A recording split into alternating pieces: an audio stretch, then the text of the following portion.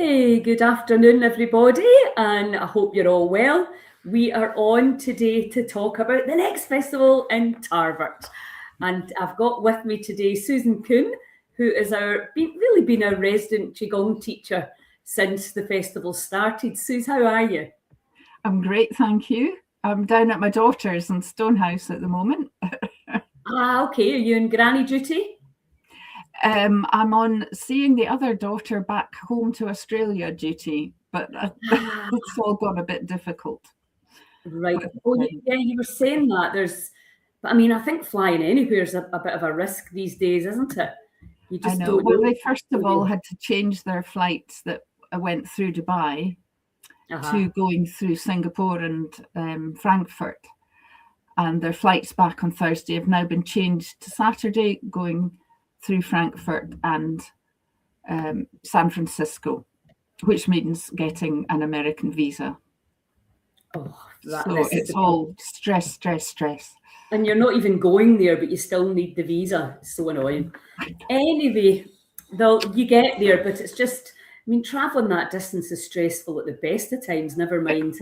Exhausting, Yeah, absolutely. So anyway, let's talk about your Qigong, because I've been spending a lot of time studying the fascia these days, and it seemed to me that Qigong is working on the fascia. Is that true? Well, the literal translation is energy work. So you are pushing and pulling energy through the meridians. And we're accessing it through the acupoints.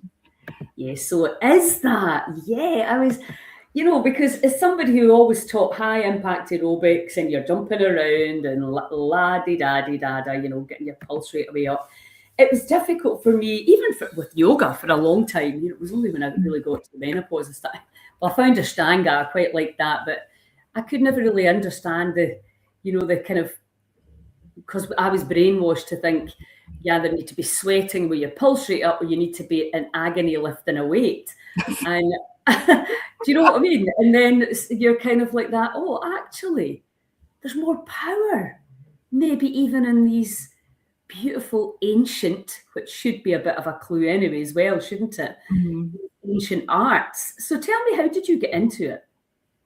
Oh, how did I get into? Well, I think it goes right back to my father telling me bedtime stories about Howard Carter discovering Tutankhamun's tomb and the Dalai Lama escaping from Tibet.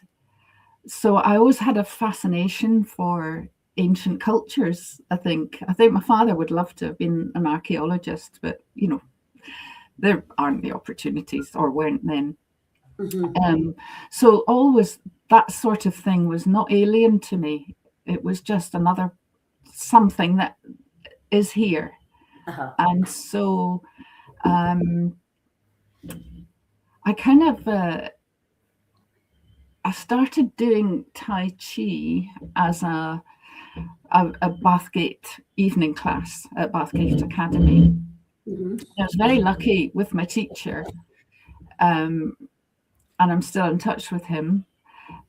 But I moved over to the West, and I thought, I'm going to lose all this Tai Chi, and what am I going to do? So I went to Tai Chi Caledonia, which is a week-long festival of Tai Chi and internal arts. And there I met students and teachers from all over the world. And I learned there's just so much more.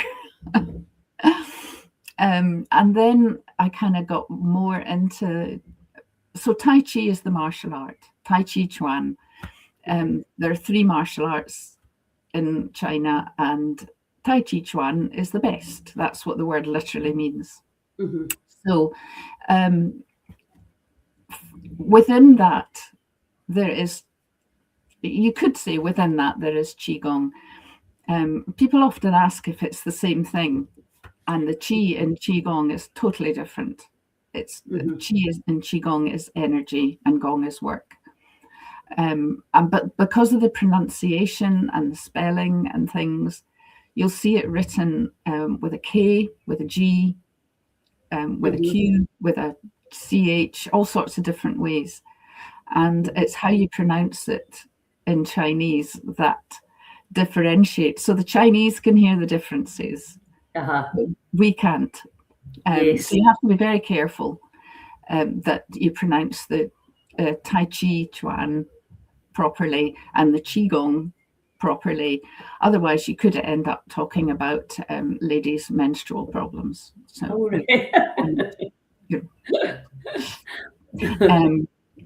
so yeah, the Qigong I came into through Bob Lowy, who was one of the founders of Tai Chi Caledonia, and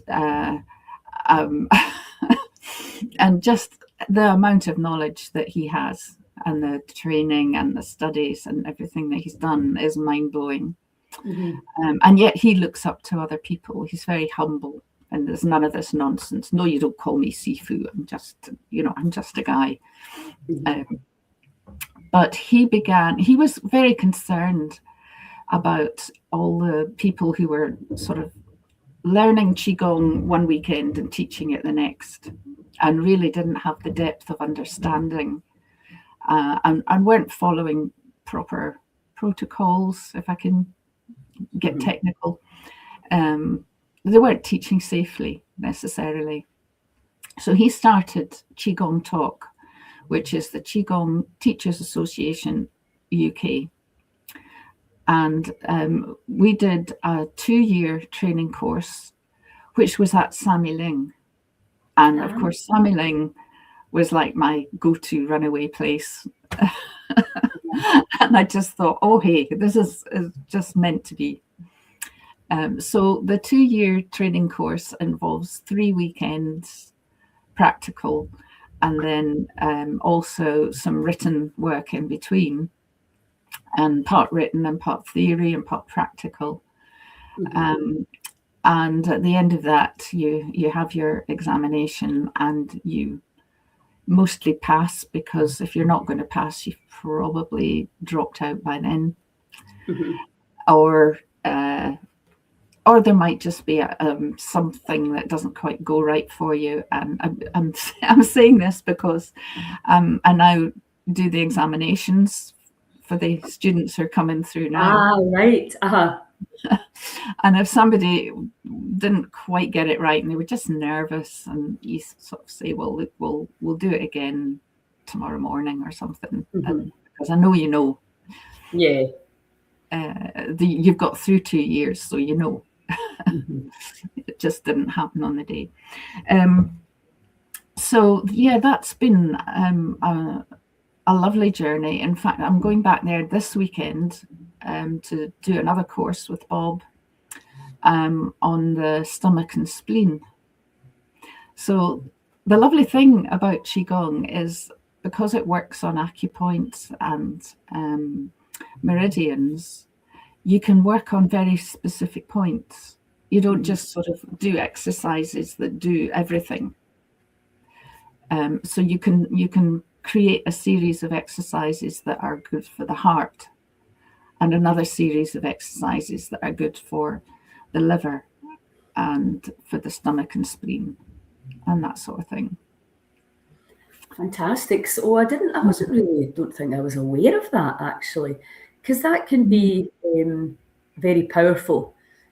As you know, there's so many different issues nowadays, and obviously we know our liver, especially if you live in Scotland, you've probably put it under a lot of stress, and I know the spleen as well, you know, can be another, has all the organs now, with the kind of deterioration of the food quality and the levels of duress and stress that people are living under. It's nice to think that you could use that and specifically work on one area. And I always, I stole a saying off you. I don't even know if I've told you this. It's like, use your yi to change your chi. Yeah. Yes, and that is exactly the word, meaning focus, intention. Exactly. Well, you had said something that was so obvious to me as somebody who taught fitness, since I was in my teens, which was you can't touch your toes. Just imagine you're touching your toes, and then eventually the body will follow. And I was like, yeah. Well, the brain doesn't know the difference. Yes, exactly. Yes. So I thought, oh, that's such a great way to explain it. So I say that, I always use that, use your ye to change it. Oh, gosh. Well, that was back in the very first, the Bar Mulach days, wasn't it? Yes, that's right. And that was Roger Yankee's session, which I do quite a lot for beginners, because it's the movements are physically very easy, but they're also logical. The first one is about gathering chi, and then it's about spreading it through the body, and then it's about exercising it, and then kind of using it for universal love, and then calming yourself back down again. And it can be very effective and quite easy for people to follow. Yes, and I think, we can talk in this language a little bit more now, can't we? Because really before, well, I know I certainly never used to understand, the idea of moving energy through the body. It's so obvious to me now. And obviously, with having the kind of biofeedback machines that I have, it's all about flow, literally. Is the energy flowing or is it not? Is it stuck somewhere in here? And obviously EFT is working on your meridian system. Acupressure and acupuncture are working, it's different ways of working on the same system, which is the body, the physical body and beyond. So, and I think, we really want to teach people how to maintain their health rather than letting them fall off the cliff and trying to pull them back over. So it's just, what I love about it is it's inclusive. You can do it sitting in a chair, can't you? Well, a lot of the, and you're never going to get up and go, oh, I can't be bothered. It's so gentle, and you also know you're going to be more energized. Yeah. Yes. Time you've done it. Would you agree? I think I quite often do collaborative workshops with different people, and Di Oliver, and we do a lovely kind of Qigong in the morning, yoga in the afternoon, and a sound bath. And at the beginning of the day, you see people and they're quite excited and they're sort of looking forward to this bit of me time, and they hope they're going to feel better at the end of it, and they might learn something, and and we'll have a nice lunch as well. And then I work them hard in the morning, and we learn a routine. And to begin with, we learn, we explore our chi, and we learn how to move safely with good balance and understand mindful movement. And then we'll learn the movements that are in the routine that we're learning one at a time, building up, building up, building up. And then at the end, you put on the music, and all of a sudden, all of these people in the room become one. And we just do the movements all together. And you look at them afterwards, and I'm kind of tearing up now, but you just see the smiles, you see the shoulders dropping, the hugs, they can't believe what they've just done. So it can be very, very moving for people who work hard. Yeah, well, I mean, it's the same with everything. Either you can be doing it or you can be doing it, regardless of how easy or difficult it can be. It's funny because one of my friends was helping, one of my instructors was helping at the breath work, and she was like, some of them weren't even really breathing. Because obviously if you're lying down, you don't realize it's, as a teacher, you can see who's invested in it and who isn't. And I suppose there's almost like a little bit of, if you don't really understand what's happening, it's maybe quite natural to hold back. Yes, it can be a bit frightening. And also, like I was saying to you before we come on, I used to think, how can doing something as slow and simple as that be so powerful? I just couldn't, my conscious mind couldn't figure it out. And then, Yeah. of course, you start learning about the fascia and the plasma and the crystals, and you're like, Yeah. now I get it. Now it makes sense. And And obviously, when Joe Dispenza talks about the information, it's change the information in the field, because that's the information that's going into the physical body. And that's what Qigong does, isn't it? It's yeah. changing the information in the field. Yeah. Yeah. And there's a lovely another exercise that I've done at these workshops is the healing sounds. And those are pretty magical because, all of the Chinese theory is based on the 5 elements, which is linked into 5 seasons. So it works beautifully with Diane because she also works through the seasons as well. And although she's got 4 seasons and I've got 5, we somehow managed to make it work. Well, seasonal yoga has summer and late summer, so it has 5 seasons as well. Yes, of course. Yeah, we sometimes sometimes it's a little bit of a conflict, but I mean it doesn't matter. It's not conflict. It's just different. Exactly. It's just a slightly different angle, isn't it? Yeah. But this idea of the healing sounds is another way of doing things. It's not just about movement and stimulating acupoints. It's about setting up vibrations that work on each of the organs of the body. And I found it fascinating. One workshop I did with 2 people who had very, very serious chronic heart conditions. And I was watching them when we came to do the heart one, and both of them kind of their eyes opened, and there was a little bit of fear and panic. They felt something. And then there was a kind of, I don't know whether I can do this. And then there was a no, trust, I'll be all right. And they kind of got into it. One of those people, sadly, is no longer with us. The other is a teacher friend. And she keeps bringing me to her class to do that workshop for her. She loves that, right? Yeah. But it's all the organs. But that was the proof to me, if you like, that it really was kind of working on the organ that we think it's working on. Because I don't fully understand. Like, I can make this sound, and is that the right sound? Am I making the right sound for my heart, for my liver, etc.? And just going back to my teacher, Bob Lowy, we have a CPD weekend every year. And last year he was talking about one of his students in Germany who's actually doing research into this.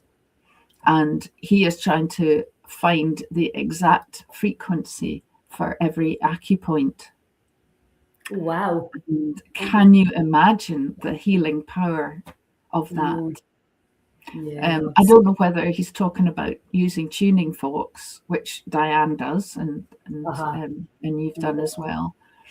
But at the moment, he doesn't want to talk about it too much because he wants this all properly investigated, proper clinical trials, and peer reviewed, and all the rest of it. So yeah, well, I mean, all the stuff I'm doing now is around 528, the frequency of the heart, the colour, green, yellow, it's the key of C. It's so I think that's where we're going, and we're understanding that the photons and the phonons are having an impact on absolutely everything, and that we can change again, and particularly using your own voice, whether it's through chanting, humming, or singing. I mean, you don't need to get all snobby about it. Just utilizing the voice and the frequency of your own voice, because I think, the more I'm doing a phenomenal course on fascia right now, but I think that sort of stuff has always been seen as, like I suppose, a little bit weak in terms of healing. But the reality is, when you understand frequencies and you realise if you keep putting frequencies through the body, then the energy is not going to get stuck. So if you've got a daily practice, whether it's singing, chanting, whether it's colour, whether you're in nature, out in the trees, when that energy is flowing, that's when we stay well. Yeah. And when we're in these artificial lights and stressed and arguing with everybody and trying to digest and organise the madness of these lives that we're all living now, in terms of busyness, that the flow stops. We inhibit the flow. And it's actually, I always teach things from a cellular level, and you just keep it really, really simple. If you keep the cells in an expanded state, the energy can flow.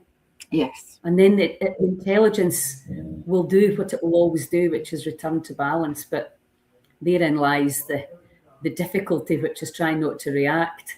Well, that's exactly the word that I think is what's causing the problem. Well, that we think, oh, this has happened, therefore I must do this.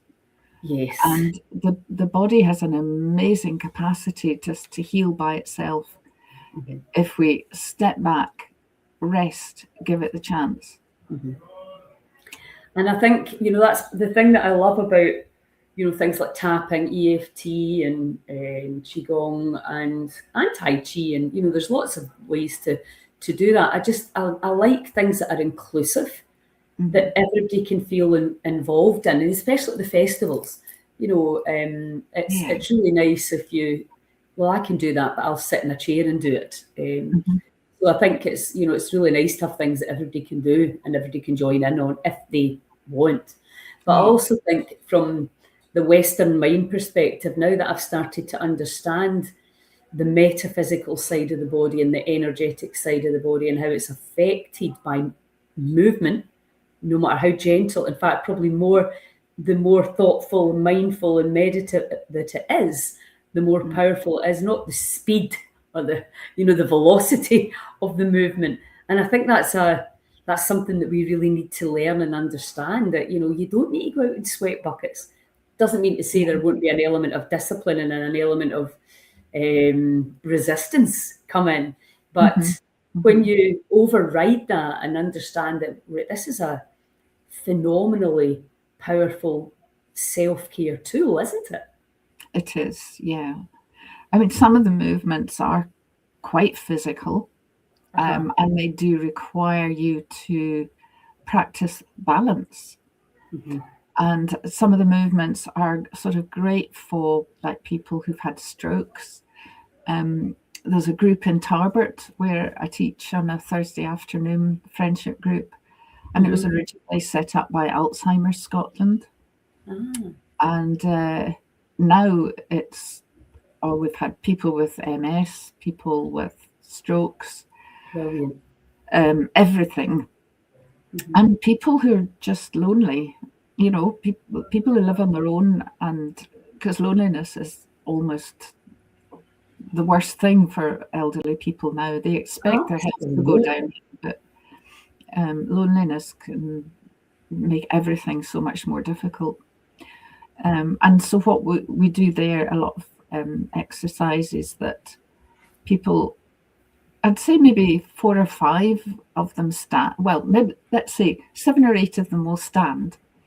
3 or 4 of those will sit down halfway through. And another 3 or 4 will just be sitting throughout. And we can adapt the exercises so that they're getting both the physical and the kind of energetic benefits from them. I know, and I think, what you were saying there, that the actual community, part of it is doing things together as a community. And then, that's so good for us socially. As the communities have broken down and we've been separated off into groups and into our own houses, and as you say, a lot of people who are disabled live alone, and there's a lot of things that they can't do. So it's a lovely thing that you can do that will help your health. It will put you into a community of like-minded people that are giving something a go, because it's so easy just to give up, isn't it? I mean, it's just like, it's so nice that there's something like that that you can actually do. And also then how good you feel afterwards because you've actually participated in something. Yeah, yeah. I mean, we play bingo as well. Oh, great. I love bingo. I never play it, but I do love it. And always, somebody was talking about it the other day, and I was like, why do I never go with that? Because it's such a laugh. Yeah, we do a little bit of lots of different things, and it's really good for them. But yeah, so that's the kind of environment that mostly I teach in. So what are you doing at the festival? What can the people that are coming to the festival expect? Well, I'm doing two things. I'm doing the mindful walking, Tai Chi walking with Margaret for the labyrinth walk. Yes, cool. And where's the labyrinth going? Have you decided where it's going? I think she's already made it. Of course she has.